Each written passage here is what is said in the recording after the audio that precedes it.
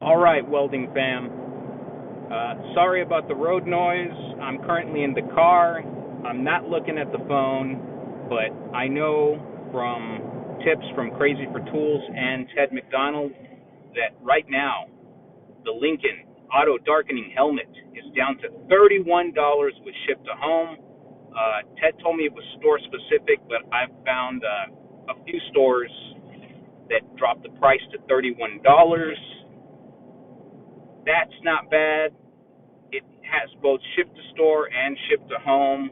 Much like the Bulldozer Saw kit from yesterday, I imagine this is going to sell out pretty quickly. Auto darkening helmets are very expensive. At $30, they don't last very long, much less from Lincoln. So this helmet is lit, fam, both figuratively and literally. I will leave this link in the description down below. If you're struggling to find the store that this works with, Ted told me use store number 1043.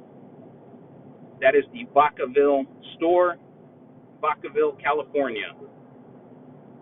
It should give you that $31 price.